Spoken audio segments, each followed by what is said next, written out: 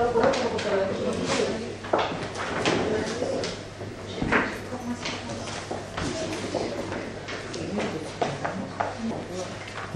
Mana ini tadi mau bilang, kalau dijatuhin Pak Loko jangan ngomong, saya nggak berani ngomong itu. Ya kemarin. Pak Yudi gimana? Saya Pak. Sering aja, Depan Pak Yudi Pak. Iya Pak. Iya Pak. Kenapa dibedain? Supaya sebetulnya maunya pabrik seperti ini yang melalui bank itu gitu, supaya terlihat mana yang belum bayar, mana yang itu monitornya terlihat gitu. Bahkan tuh ada dataannya juga.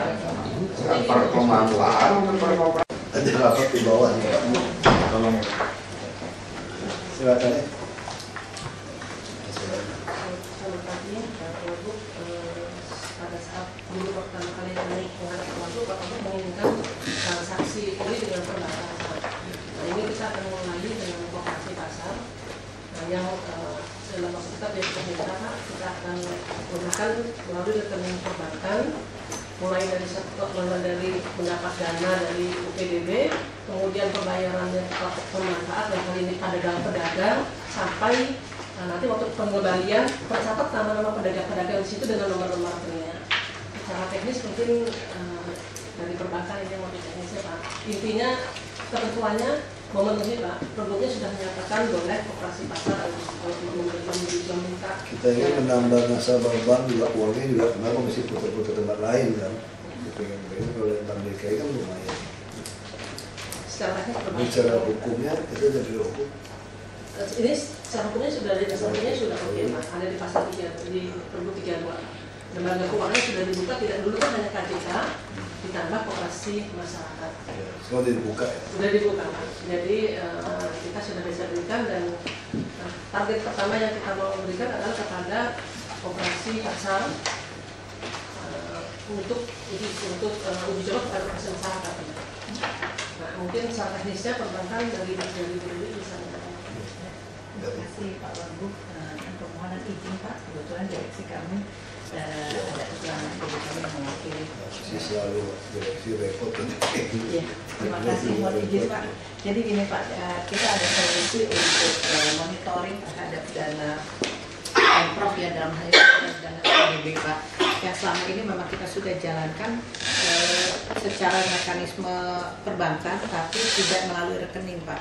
Jadi sekarang yang kami tawarkan adalah dengan cara monitoring dengan cash management system. Kami sudah mempunyai CMS Pak, kami sudah mendapat izin dari Bank Indonesia dan sudah ada beberapa instansi yang sudah melakukan, termasuk instansi dari Pemprov.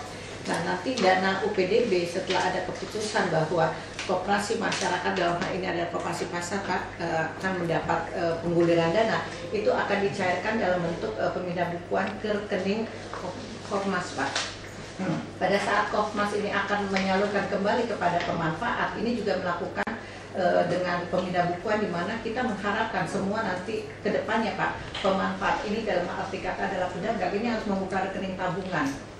Setiap hari Kopmas akan melakukan collection, di mana collection itu diambil secara tunai. Kalau dia melakukan dengan cara ini, kalau kita ada kantor kas Pak ya, pada saat dilakukan pengambilan setoran dari rekening pemanfaat melakukan setoran, itu akan dimasukkan ke rekening Kopmas, rekening gironya Kopmas. Kemudian setiap bulannya akan disetorkan kepada PT Bank DKI dengan melakukan ke kantor kasnya Pak. Di sini UPDB sudah bisa melihat pergerakan daripada rekening giro yang ada di koperasi masyarakat Pak, yaitu dengan melakukan dengan CMS ya. Ini apabila kalau kantor kas sudah ada. Tapi kalau di yang kedua, kalau kita tidak ada di pasar itu tidak ada kantor kas, pada saat Kopmas melakukan collection itu dengan melakukan mesin edisi Pak. Pada saat mesin edisi itu dikolek, langsung disetorkan, itu sudah terlihat di rekening UPDB Pak. Iya, nah ini yang kita tawarkan. Bank DKI udah punya ya? Sudah Pak, sudah ada izin dari Bank Indonesia, udah 2 bulan ini kita sudah melakukan. Sudah. Mungkin ini juga nanti akan kita lakukan kepada sistem mekanisme yang KJK sebelumnya Pak. Di mana mekanisme sebelumnya KJK ini kita belum ada sistem yang CMS. Mungkin nanti Bu Ratna ini kita bisa langsung lakukan untuk yang ini dengan yang lama. Mungkin secara teknis apa diperlukan untuk paparan CMS, Pak Waduh. Saya kira nggak masalah. Nggak usah. Saya tahu Ya, kok, apa? kerjanya ya. Jadi Yang ini penting ini ya sistemnya jangan mempersulit nasabah, tapi kita juga sebenarnya lebih penting itu ingin data. Jadi kita harapkan dengan dipegang dari bank, sebenarnya bukan bank cuma dengan nasabah, kami ingin bank membantu kami cash management sebenarnya. Jadi dengan cara itu dari dinas atau di asisten ekonomi, kami bisa membaca perilaku dari yang ngambil kredit ini Patternnya kemana? karena seperti apa. Sama seperti kami kerjasama dengan PT Askes kan. Askes itu bukan verifikator. Orang salah, kalau verifikator tender banyak yang bisa. Askes itu sistem yang murah dan sudah teruji terpasang. Inasi bijis itu sudah dilakukan dari tahun 2008. Kalau soal nanti tarifnya masih salah, masih ada lebih kurang, itu akibat Menteri Kesehatan tidak memiliki clinical pathway. Nah, itu kita mesti buktikan. Terus kalau dia yang lebih untung, dia tidak peduli. Nah, ini kan sistem. Dan mana ada fee yang cuma 1%, di bawah 1%. Untuk bangun sistem kita pakai. Kita kalau mau invest seluruh sistem puskesmas, 17 miliar cukup nggak? Sistem komputer segala macam. Tidak bakal cukup.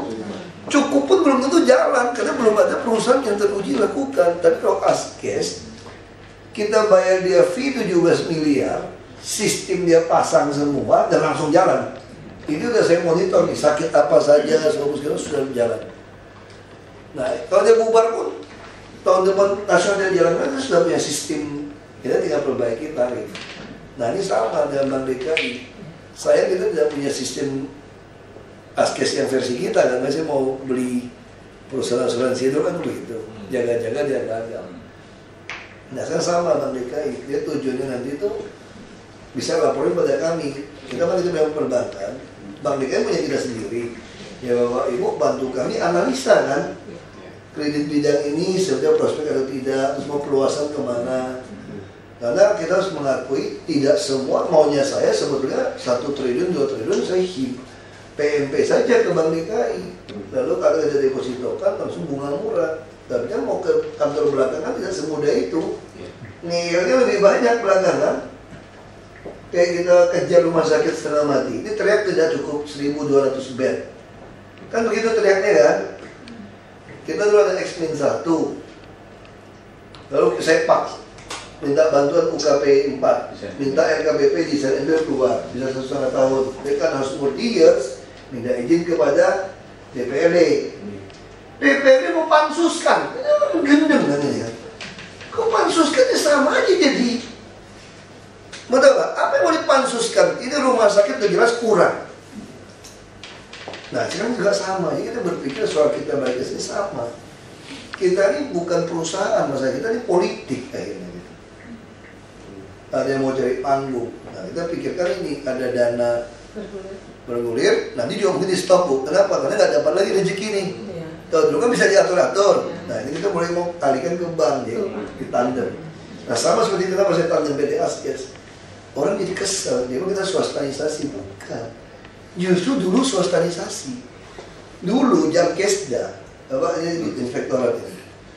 Rumah sakit mau kasih obat apa saja istilahnya, mau tindakan apa saja nih, kita bayar.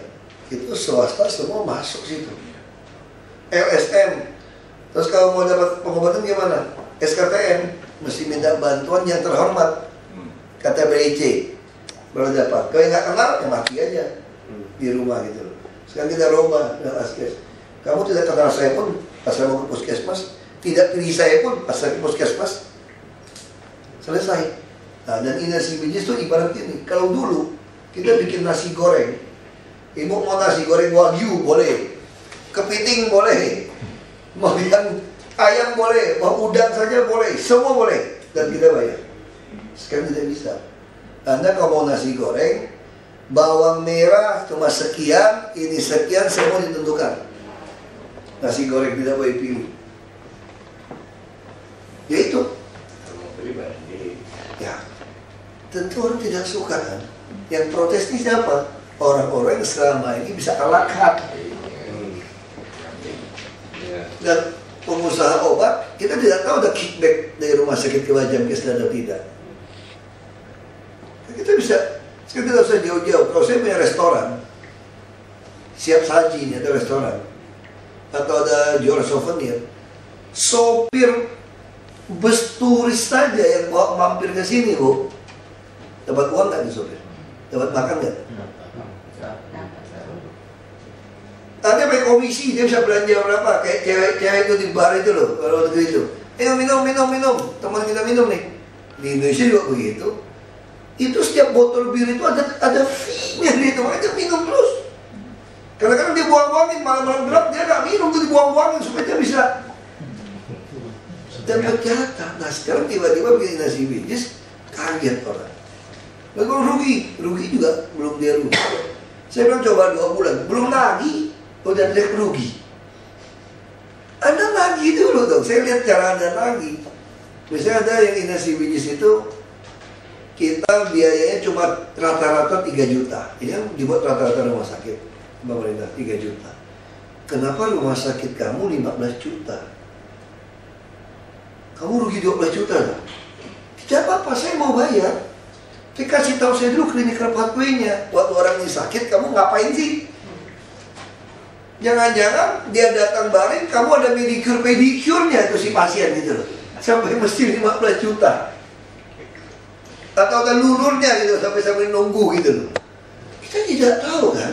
Nah kita ingin tahu hitungan kamu. Jadi kamu jangan teriak rugi dulu. Makanya rumah sakit swasta itu tuh kurang ajar. Kita bisa cabut izin dia seperti itu. Dan dia tidak memulihkan kita clinical pathway, itu pidana. Pidana loh hukumnya. Bisa tutup. Akhirnya main politik kan ke belakang kan. Nah nanti saya kira saya sengaja cerita ini. Percaya sama saya, ketika sudah tidak bisa kata BRC dapatin kredit ini, pinjaman ini Bu, tidak bisa lagi satu orang dapatin pakai 5 nama. Itu saya udah cek loh ya Bu, sepertiga ngaco itu Bu, orang-orang itu. Saya kirim orang, telepon satu-satu dapat di situ. Tanyain, ada saya cuma terima kenapa? Oh saya nggak terima kok Pak, itu namanya pinjemin gitu. Pinjam nama kasih komisi gitu. Saya punya datanya semua lengkap. Saya orangnya iseng terus kalau kayak gini. Saya iseng sekali lah. Kalau saya semua kerja itu saya tahu persis masalahnya apa. Nanti pasti ribut. Nanti masih ngoceh bang inilah kenapa fee-nya ke sini. Bisa macam-macam nanti. Ya masih untung Bank DKI kan. Nah kita ya bukan saya mau nyanyiin BRI, itu udah susah. Tapi minimal Jakarta itu kita harus jadi raja lah. Di PD Pasar Jaya, di Lokbin, di kredit-kredit ini, masa Bank DKI nggak bisa lah? Ya kan? Harus masuk rumah susun. Nanti juga kita mau masuk lagi untuk orang miskin yang tidak punya sambungan air pump. Ini menarik bisnis ini. Ya gini, ini banyak kok. Nah kalau saya berhenti, angkat saya jadi komisaris independen. Saya jadi. Kalau lolos. Kalau gubernur demokrasi gitu ya. Jadi gini, kita punya masalah, jadi kita mesti pikirkan masalah sosialnya apa. Sekarang satu pihak ada bos WC, bos MCK, naik Mercedes 2 pintu loh. Di mana ada bikin di tanah-tanah gubuk, ada developer PKL. Dia bikin-bikin, jual beli, sewakan. Tanah-tanah kapling-kapling negara, kapling orang didudukin. Biasa tuh datang tuh bos MCK tuh. Yang punya Mercedes 2 pintu itu loh. Langsung diajukan kepada PAM, ledeng umum itu loh. Kan 1050 aja. Itu disalurkan. Mandi sekali berapa duit, WC berapa duit. Dapat nih. Sama PLN juga gendeng juga, nyambungin juga kan semua lengkap, 24 jam kamar mandi. Bisnis ini lah. Nah, ini satu bed 1050.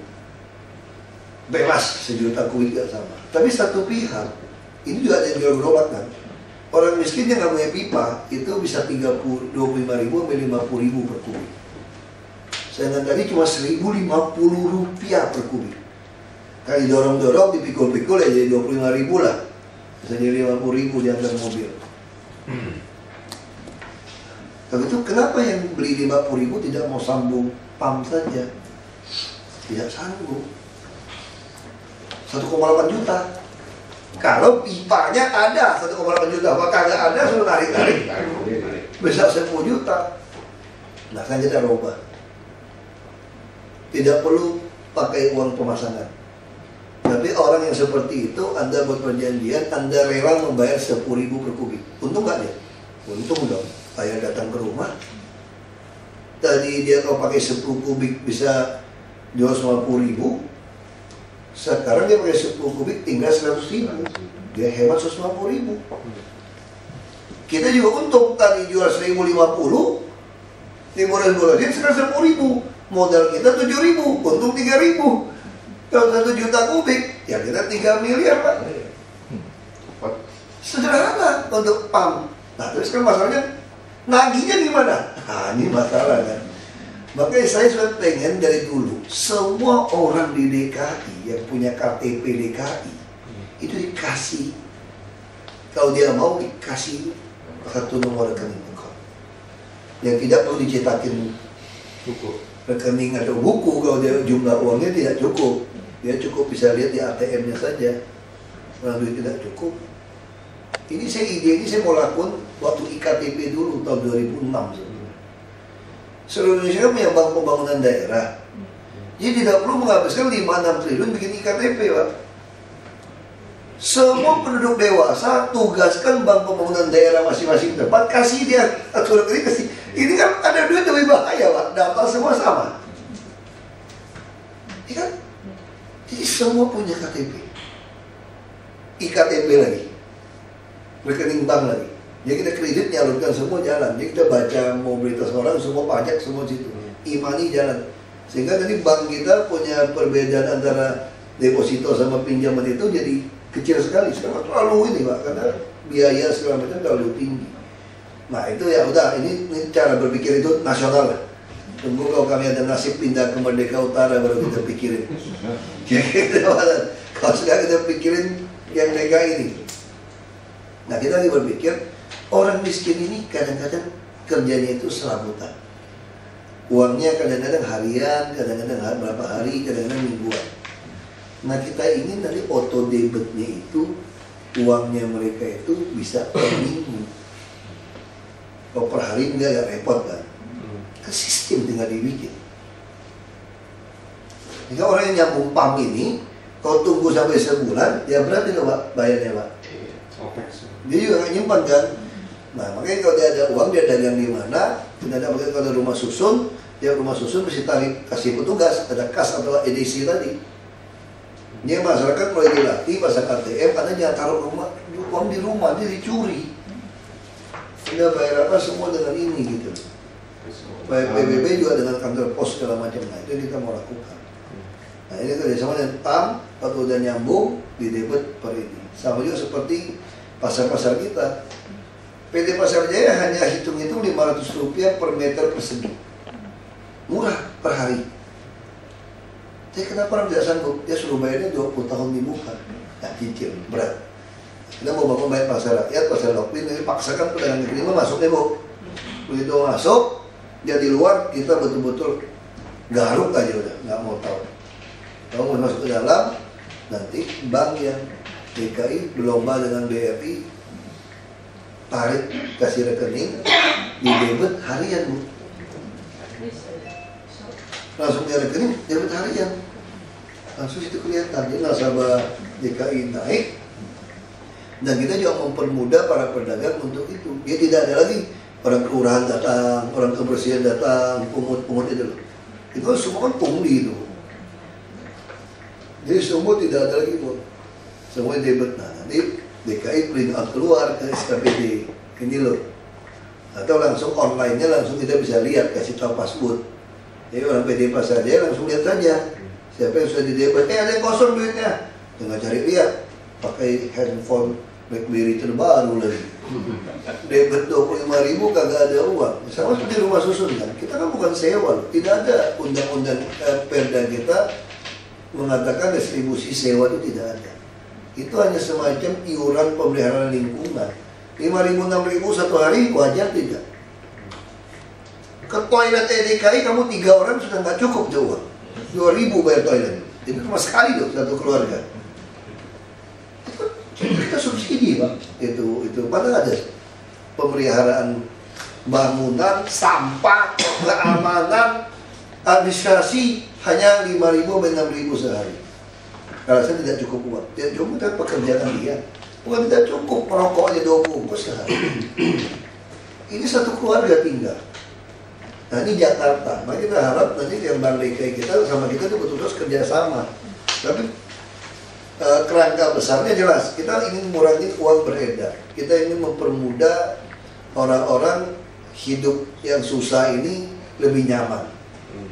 Perbankan kan menolong orang kaya sebetulnya, untuk buat kita nyaman, hemat. Jadi jangan terbalik, jangan berpikir bank untuk orang kaya, salah. Bank adalah alat untuk menjadikan orang kaya gitu loh.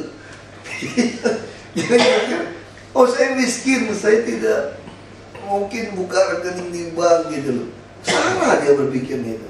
Justru bank harus mengenal dia, apalagi dengan pemerintah itu ada kemiskinan struktural. Pemerintah harus lakukan. Kasih tempat, Anda rajin, Anda jujur, kasih dagang, kasih modal kan. Bagi cuma 90-10 kan tuh. Anda lakukan. Dengan tercatat di bank, pasti orang gak semangat. Nah Bank DKI bisa jualan tuh. Jadilah sama Bank DKI. Ini kesempatan dari pemerintah untuk membaca kebutuhan Anda. Kita bisa memberikan modal kepada Anda dengan pembagian 90-10. Anda dengan pihak Bank DKI bisa mendapatkan Lokbin. Ya gitu kan, kalau tanpa rekening jadi nasabah Bank DKI tidak bisa dapat Lokbin. Ini mau bisa itu punya kita. Ini kan dagang konglomerat ini. Kita lebih dari konglomerat, kita punya kuasa. Ya kan, jadi itu maksud saya, kita cara berpikir nih. Kalau dulu kan UMKM sama Bank DKI kayak ya nggak nyambung gitu. Tadi sama PD Pasar Jaya kagak nyambung, sama Satpol PP kagak nyambung, sama Dishub kagak nyambung, Lurah Camat apalagi. Kamu kenapa tegur saya? Ada kayak begitu tuh. Saya perintahkan Dishub, kamu bebasin jalan. Mana yang nyenggol kamu, nyenggol mau ke pasar, dorong. Ini siapa? Ya udah, saya bilang Dishub kalau di lapangan adalah Wagub. Setuju dong? Ya udah. Tugasnya beresin di jalan mana macet, mana keluar. Dia Dishub, kepala Dishub, yang saya tugasin adalah Wagub di lapangan. Jadi bisa panggil lurah, camat, siapa saja, wali kota, siapa saja. Pokoknya siapa yang menghalangi, kerjakan. Nah ini Bank DKI kalau kita dukung seperti ini, nggak repot-repot cari nasabah. Ya kan sistem Bank DKI Pak Eko saya kira oke ya. Kemarin saya tanya Pak Eko, gimana caranya untuk kaderisasi? Biasanya kita dijadikan PRT atau PRH dulu ya. 1 tahun dilihat gimana, kalau bagus baru naik. Kita profesional kok. Direksi BUMD kita lebih gede gajinya daripada saya. Betul kok. Tantim-tantimnya itu saya hitung-hitung, dia setahun kalau yang top-top itu bisa 4-6 miliar ya setahun. Kita sini gaji cuma 8 juta. Terus upah pungut PBB cuma 10 kali gaji, katanya 70 juta lebih aja netnya. Gak boleh lebih. Terus gak ada gaji ke-13 lagi. Ya kan? Nah kenapa? Karena salah persepsi tadi. Ya gubernur Wagub kan tinggal nyolong, tinggal minta ke pengusaha. Itu yang rusak. Jadi kita tidak ingin lagi ada seperti itu. Kita ingin profesional. Bapak-bapak nikmatin saja profesional di BUMD Bank DKI. Kami kan pilihan hidup kami. Kalau tidak mau gaji segitu, presiden belum ubah, ya jangan jadi Wagub, jadi direktur aja di BUMD. Kira-kira gitu Pak. Kita ini pilihan. Ini soal pilihan hidup kan. Nah, kalau kita semua seperti ini, cepat Jakarta maju. Kaki 5 juga kita singkirin. Nah, Bu, bila perlu kita juga, bapak-bapak juga harus berani beli tanah Bank DKI.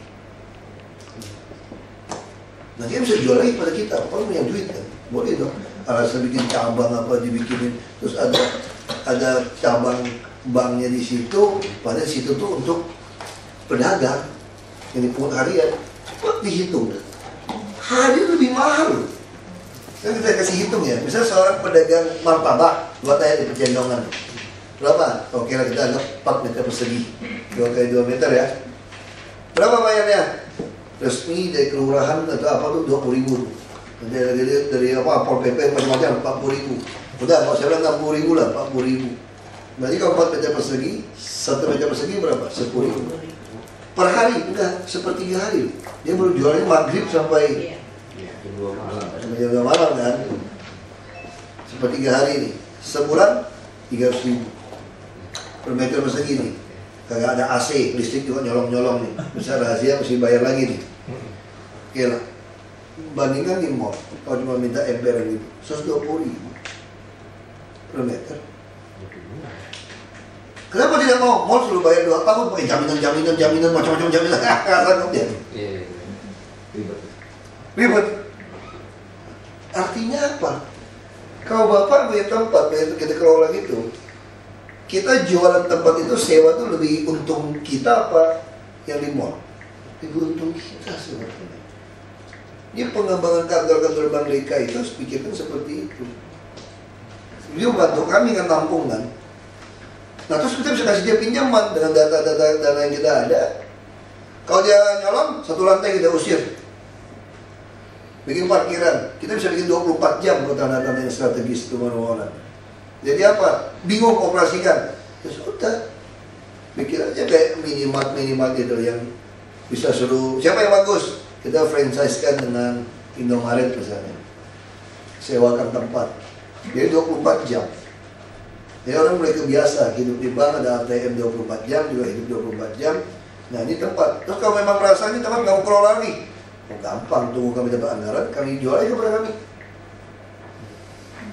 Kami beli aja di bawah UMKM. Nah ini caranya karena masih bisa bantu Bank DKI. Saya kalau minta duit ke belakang tuh capek. Kalau Bank DKI beli tempat kan nggak usah minta ke belakang, beli aja. Kalau saya dapat direksi semua putuskan. Kita juga. Kan komisaris mana yang kurang ajar, ganti aja. Kan ganti komisaris nggak perlu minta izin DPRD kan? Nah itu makanya saya mesti cari celahnya itu loh. Nah ini lihat mana strategis, mana ini bisa bikin. Kita lihat aja bekas Fuji film itu. Itu modern group. Dia ganti semua dengan 7-Eleven. Kita lihat itu Dunkin Donut. Pagi buka 24 jam, Kentucky Fried Chicken tempat tertentu 24 jam. Nah jadi Bank DKI punya misi mau cuma cari untung kan.